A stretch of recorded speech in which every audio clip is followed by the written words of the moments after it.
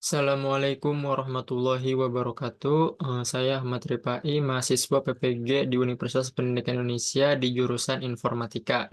Nah, pada kesempatan kali ini saya akan mempresentasikan terkait perspektif kritis berkaitan dengan identitas manusia Indonesia menjadi sebuah pemahaman yang berkesinambungan dalam proses belajar. Nah, ini merupakan tugas dari topik 3 di demonstrasi kontekstual pada mata kuliah Filosofi Pendidikan. Nah, kita lanjut ke slide selanjutnya. Nah, di sini perspektif kritis berkaitan dengan identitas manusia Indonesia menjadi sebuah pemahaman yang berkesinambungan dalam proses belajar.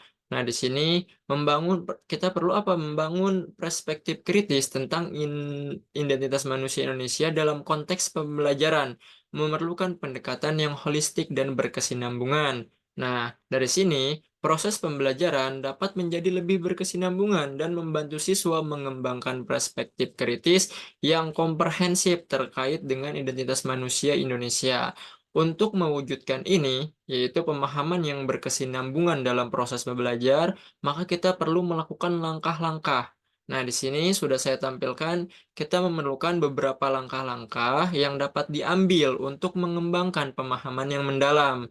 Di sini pertama ada studi sejarah dan budaya, analisis media dan teknologi, dialog antar budaya, konteks sosial dan ekonomi, dan terakhir pengembangan keterampilan berpikir kritis. Nah, kita jelaskan satu persatu poinnya di sini.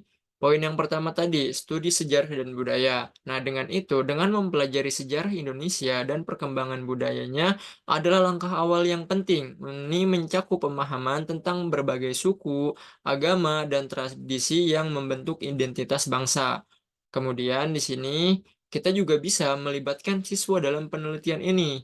Nah, untuk membantu mereka memahami peran kolonialisme, perjuangan kemerdekaan, dan perubahan sosial lain dalam bentuk identitas Indonesia. Nah, kemudian setelah itu kita bisa melakukan analisis media dan teknologi. Nah, menilai peran media dan teknologi dalam bentuk identitas merupakan aspek penting.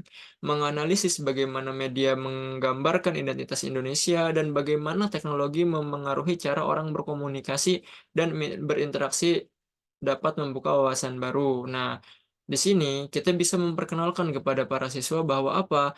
Teknologi tidak hanya kita bisa gunakan dalam proses hiburan, tapi juga bisa kita gunakan dalam proses belajar seperti itu. Kemudian ada dialog antar budaya. Nah, dialog ini mendorong interaksi antar budaya di kelas dapat membantu siswa memahami keragaman dan kesamaan di antara mereka. Nah, di sini itu kita bisa wawancara dengan tokoh-tokoh masyarakat kalau kita ingin siswa menyelenggarakan kegiatan gitu agar dia tahu terkait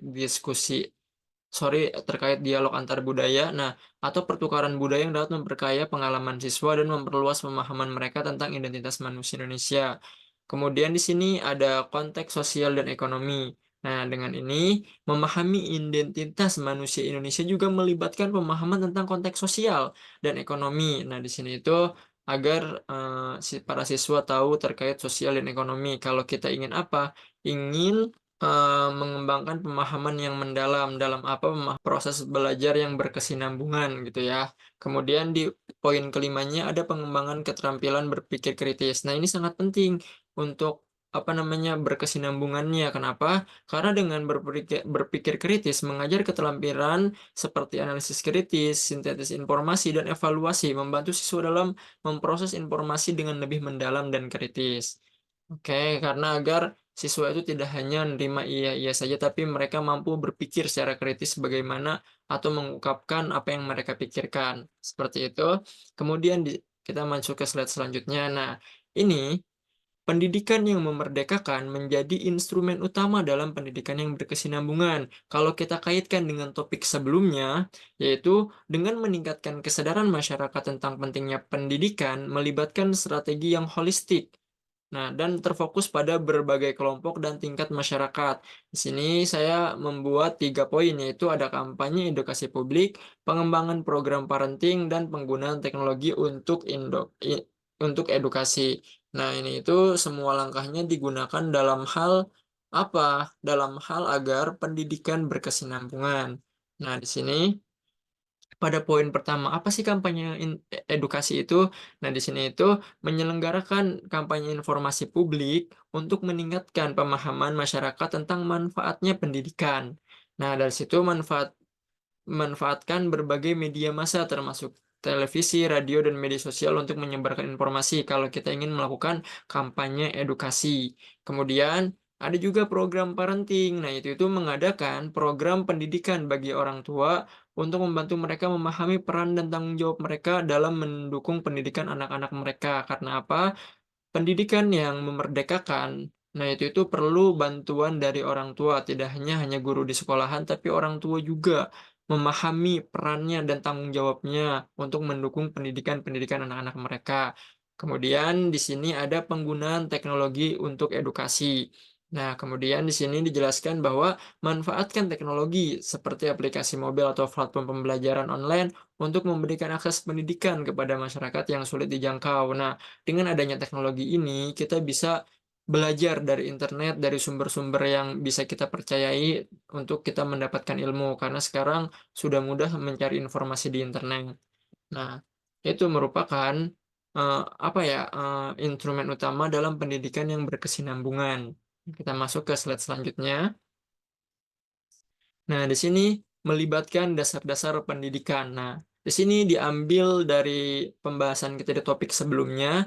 Di sini ada dari bukunya Ki Hajar Dewantara terkait dasar-dasar pendidikan keluarga. Nah, di sini sudah saya tuliskan referensinya. Nah, di sini dibuat menjadi 3 poin, yaitu pendidikan yang menuntun, budi pekerti, sistem Among. Nah, pertama ada pendidikan yang menuntun. Apa sih pendidikan yang menuntun itu? Pendidikan yang menuntun adalah suatu proses yang hanya dapat menuntun tumbuhnya kodrat alam dan kodrat zaman yang ada pada anak-anak.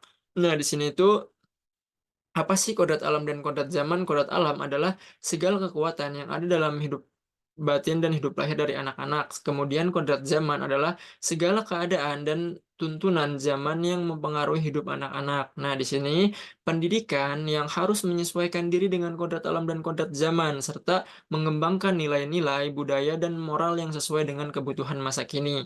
Karena semakin berkembangnya zaman dan teknologi, kita perlu melakukan pembiasaan-pembiasaan terkait perkembangannya zaman. Nah, seperti itu.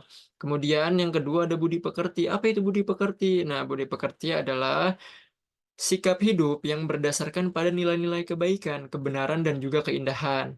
Nah, budi pekerti itu tujuan utamanya adalah agar pendidikan di Indonesia lebih lebih apa ya, lebih baik dengan nilai-nilai kebaikan dan kebenaran dan keindahan, karena dengan budi pekerti, manusia dapat mengendalikan diri, menghormati orang lain, dan berkontribusi bagi kemajuan dan kesejahteraan masyarakat.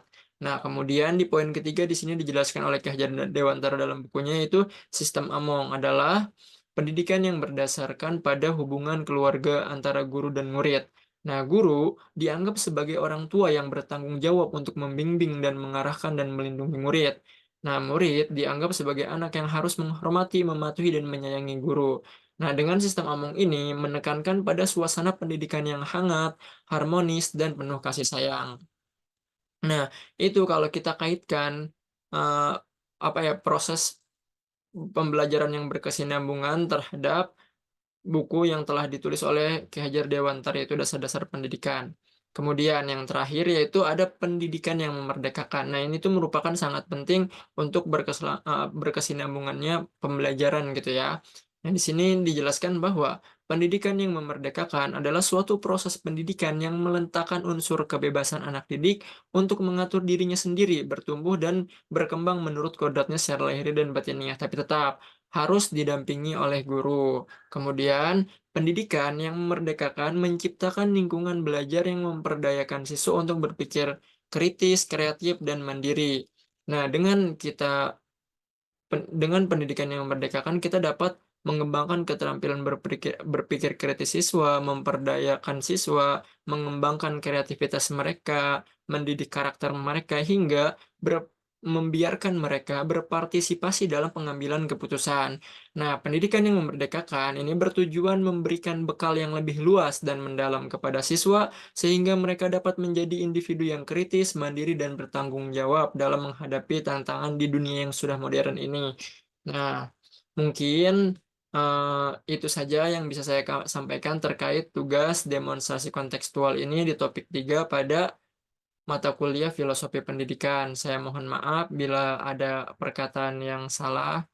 Eee, itu saja mungkin yang bisa saya sampaikan. Selebihnya mohon maaf. Assalamualaikum warahmatullahi wabarakatuh.